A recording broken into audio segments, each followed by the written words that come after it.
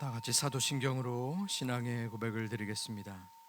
전능하사 천지를 만드신 하나님 아버지를 내가 믿사오며 그 외아들 우리 주 예수 그리스도를 믿사오니 이는 성령으로 잉태하사 동정녀 마리아에게 나시고 본디오 빌라도에게 고난을 받으사 십자가에 못 박혀 죽으시고 장사한 지 사흘 만에 죽은 자 가운데서 다시 살아나시며 하늘에 오르사 전능하신 하나님 우편에 앉아 계시다가 저리로서 산자와 죽은 자를 심판하러 오시리라.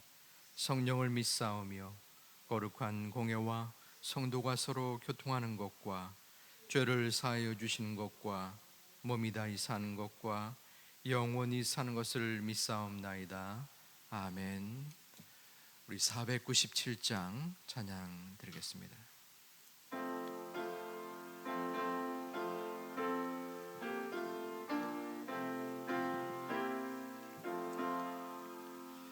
주 예수 넓은 사 그 크신 은혜를 나 힘써 전파함은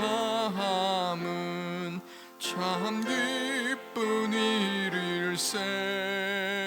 주 예수 복된 말씀 생명과 진리요 내 맘의 갈급함을 다 채워주시네.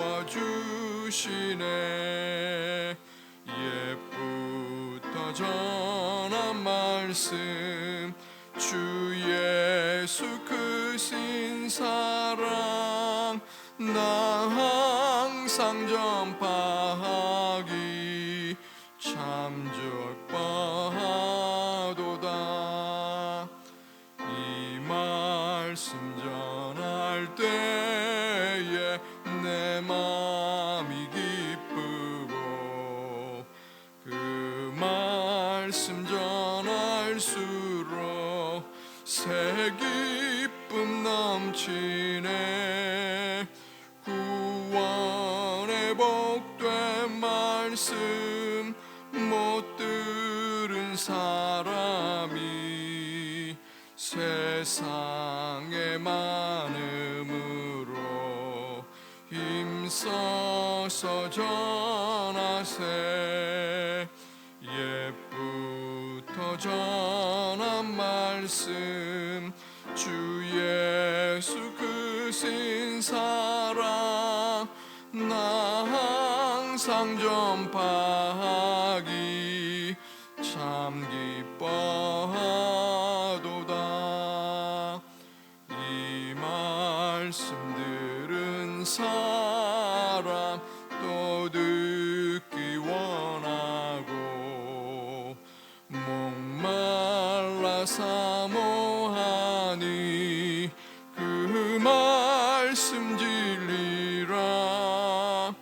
그 나라 영광 중에 나 부를 새 노래 옛부터 더 좋아하던 이 말씀뿐일세. 옛부터 전한 말씀 주 예수 크신 사랑 나 항상 전파하기 참 기뻐하도다.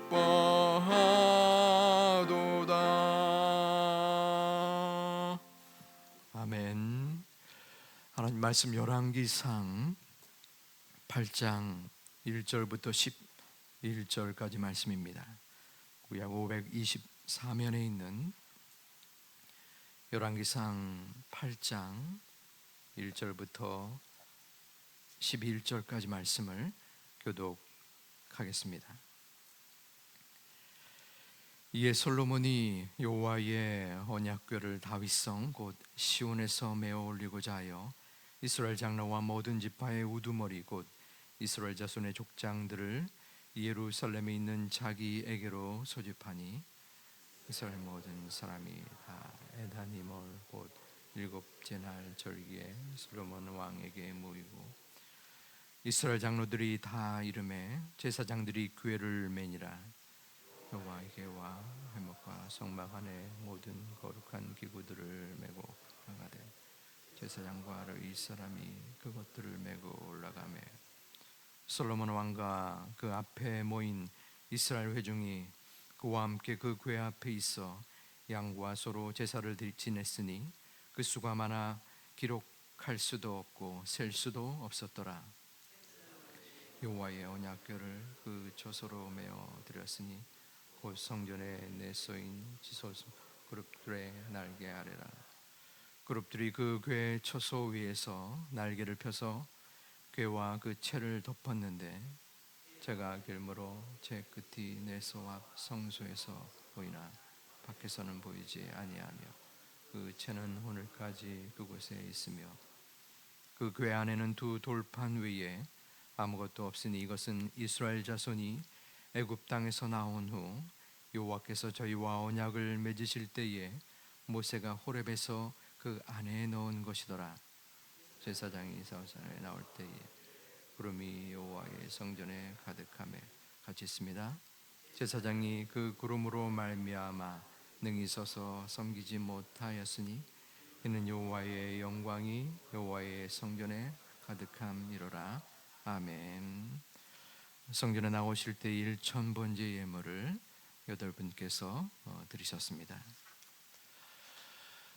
매일마다 맞이하는 하루이지만 어떤 분에게서는 돌아올 수 없는 유일한 하루일 수도 있습니다.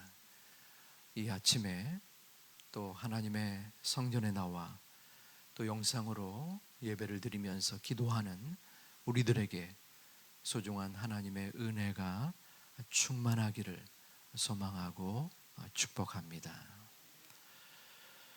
계속하여 솔로몬 왕은 성전을 건축하는 가운데에 7년 6개월에 걸쳐서 성전을 완공하였습니다. 그래서 이제 봉헌식을 드리게 됩니다.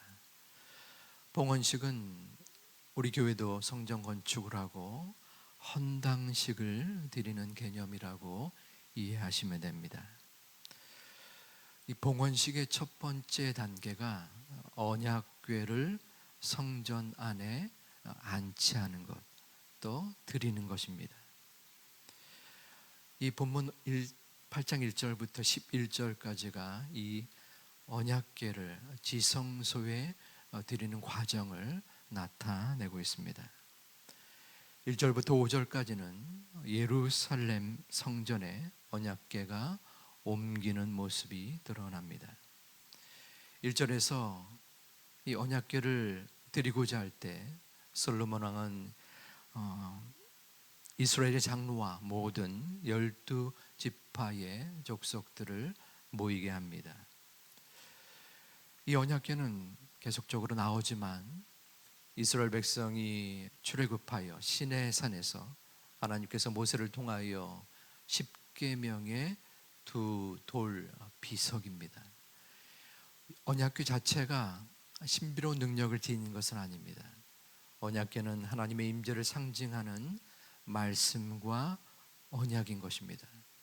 그러므로 아무리 성전을 아름답고 화려하게 지었다 할지라도 이 언약궤가 성전 안에 있지 아니하면 헛된 성전의 건물밖에 되지 않는 것입니다.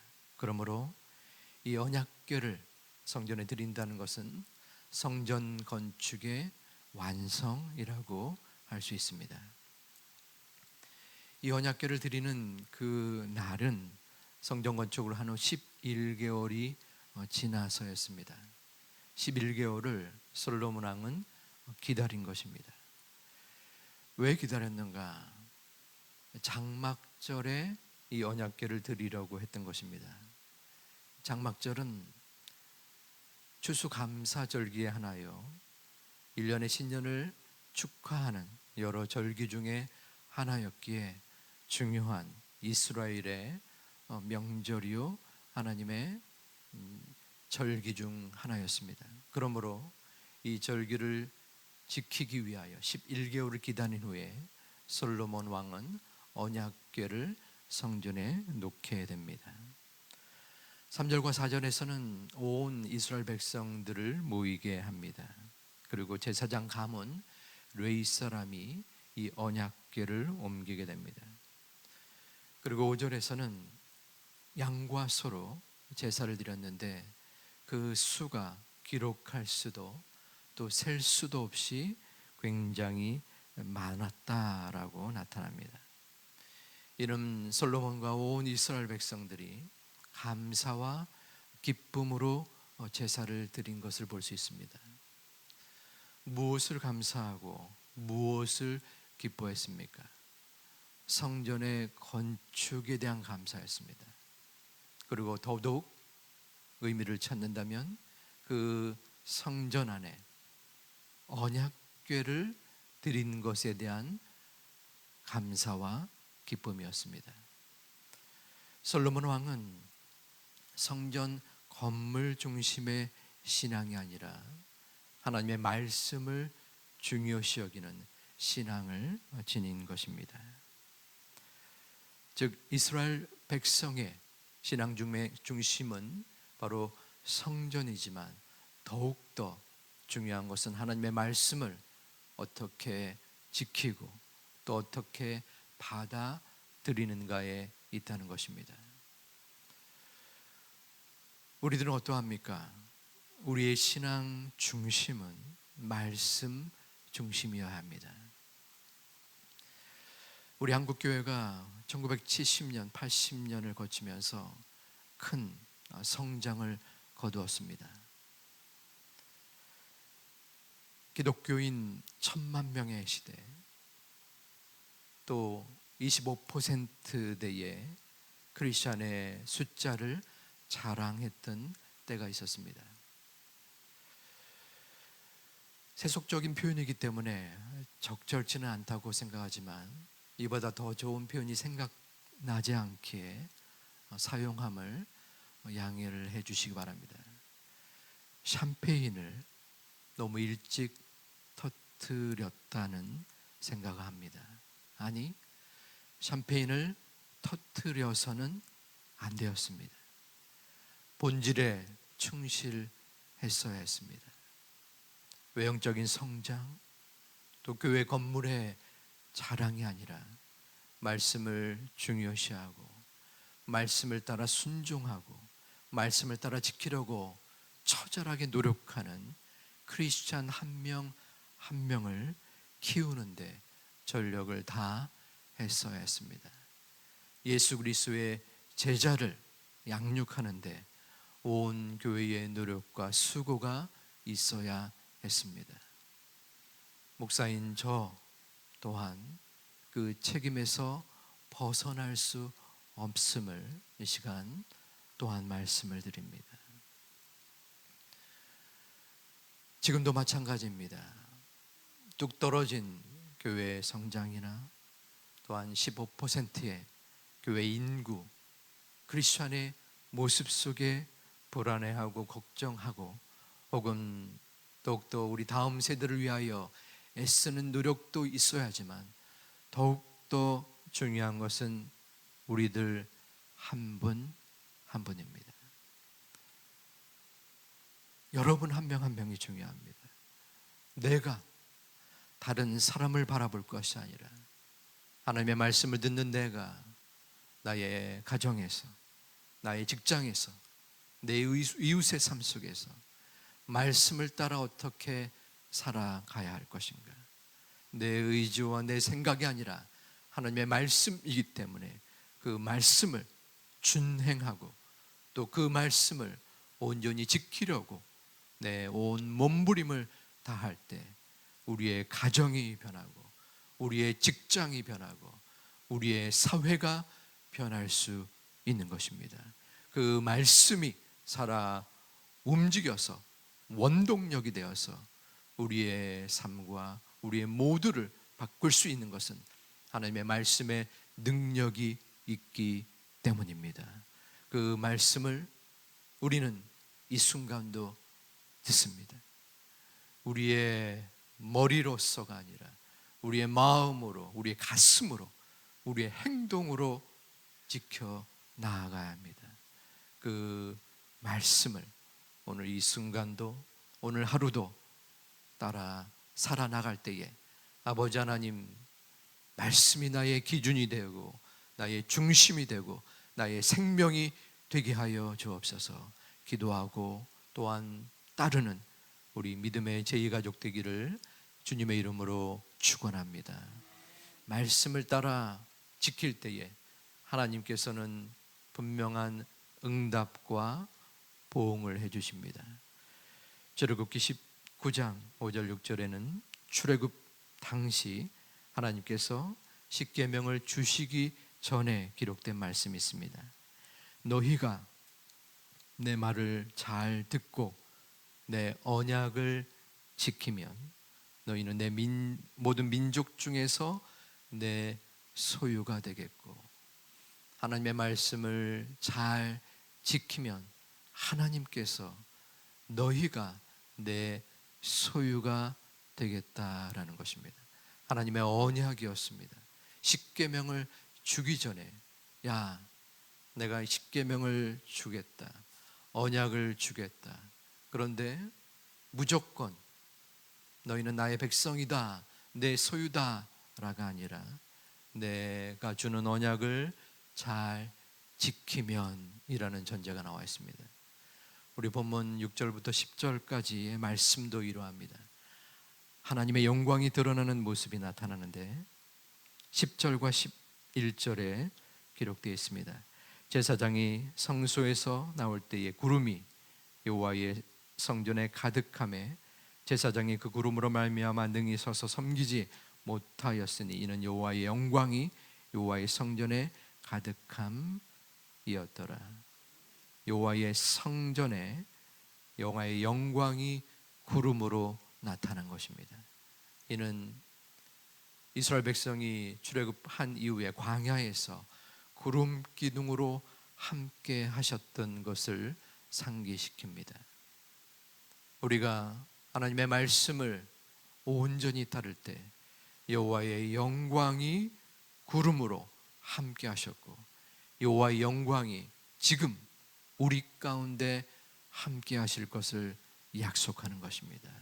그저 아무나 아무에게나 하나님께서는 구원을 주시기도 하시지만 하나님의 말씀을 온전히 지키고자 마음으로 또한 몸으로 애쓰고 노력하는 자들에게 하나님께서 나의 소유가 될 것이다, 내가 너희와 함께 할 것이다 약속하고 있는 것입니다. 그 약속을 믿기에 오늘 이 순간 잠의 쇠사슬을 끊고 남들은 아무렇지도 않게 생활하는 이 세상에서 말씀을 따라 살려고 기도하러 오늘 우리는 나온 것입니다. 하나님의 뜻을 우리는 다 알 수 없습니다. 우리의 생각은 너무나 옅고 미약하여 알 수 없습니다. 그러나 하나님의 뜻은 완전하기에, 하나님의 뜻은 나의 뜻과 달리 선하시고 또한 의미로 함께 다가오기에 우리는 말씀을 듣고 준행하고 기도하러 나온 것입니다. 이 약속의 말씀, 나에게 구름 기둥으로, 나에게 성령으로 함께 하시겠다고 한 약속을 믿고 오늘 이 시간도, 오늘 하루도 말씀과 기도 가운데에 감사와 기쁨이 넘치는 우리 모두가 되시기를 주님의 이름으로 축원드립니다. 기도하겠습니다. 아버지 하나님, 결코 실수가 없으신 완전하신 하나님의 약속을 믿고 바라며 이 시간 예배로 나와 또한 기도할 수 있음을 감사드립니다. 아버지 하나님, 저희들의 부족한 믿음이지만 그리고 매 순간마다 깨어지고 또한 넘어지는 연약한 신앙이지만 저희들을 붙잡아 주시고 저희들의 삶 속에서 말씀을 따라 살아갈 수 있는, 말씀을 내 생명보다도 더 귀히 여길 수 있는 믿음의 사람들 되게 하여 주시옵소서. 아버지 하나님, 이 시간도 1000번째 예물을 주님 앞에 드린 하나님의 소중한 성도들 마음속에, 그리고 그 삶 속에 찾아와 주시사 하나님의 은혜의 하루가 되는 은총이 있게 하여 주시옵소서. 그 소망의 기도 가운데 하나님 함께 하여 주시옵소서. 우리의 모든 연약한 기도이지만 그 기도를 받으시는 하나님의 능력을 믿는 우리 성도님들의 한 분 한 분의 기도 가운데 주님이 품에 안아 주시고 주님께서 어여삐 보시고 주님 앞에 온전히 드려질 때에 하나님께서 함께 하시고 능력 주시고 또한 응답 주시는 소중한 오늘 하루로 인도하여 주시옵소서. 예수님의 이름으로 기도하옵나이다. 아멘. 하늘에 계신 우리 아버지여, 이름이 거룩히 여김을 받으시오며 나라의 마옵시며 뜻이 하늘에서 이룬 것 같이 땅에서도 이루어지이다. 오늘날 우리에게 일용할 양식을 주옵시고 우리가 우리에게 죄진 자를 사하여 준 것 같이 우리 죄를 사하여 주옵시고 우리를 시험에 들게 하지 마옵시고 다만 악에서 구하옵소서. 내게 나라와 권세와 영광이 아버지께 영원히 있사옵나이다. 아멘.